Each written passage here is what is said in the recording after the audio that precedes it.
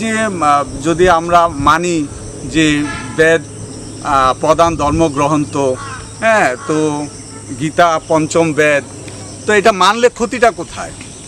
তো এটা মানলে কি হয় না, ধর্মের গ্লানি হয়। ধর্মের গ্লানি কি? অর্থাৎ যে যেমন তাকে তেমন না বলে ভিন্নভাবে পরিবেশন করা।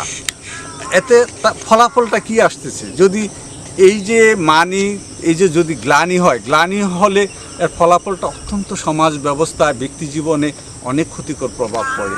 আর আপনারা একটু চিন্তা করলে দেখবেন যে এই যে 15,000 বছর আগে ঋগ্বেদে যখন সূচনা হলো, তখন ঋষিরা বলছিল যে দেবতারাই সব। ঋগ্বেদ রচনার শেষের দিকে হিরণ্যগর্ভ ধারণা এলো।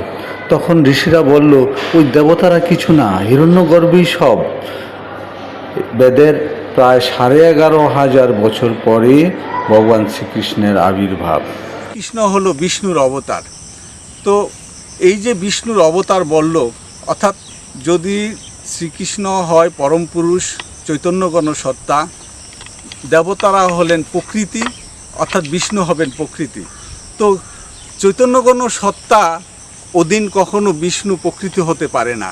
কিন্তু আজ দেখুন, এই 15,000 বছর পূর্বের যে দেবতা বিষ্ণু এমন পল্টি ললেন যে সেই চৈতন্যগণ সত্তা শ্রীকৃষ্ণ হয়ে গেলেন দেবতা বিষ্ণুর অধীন। হ্যাঁ, তো অনেকটা বিষ্ণুর আজ্ঞাবহ দাসে পরিণত হলেন শ্রীকৃষ্ণ। তো এতে কি হলো যে এতে আমাদের যে ধ্যানের দেহ শ্রীকৃষ্ণ, আমাদের যে পরম পুরুষ শ্রীকৃষ্ণ যেন কোন অন্ধকারের অতল গ্রহণে হারিয়ে গেলেন। তো এটাই আমরা যে সিদ্ধান্ত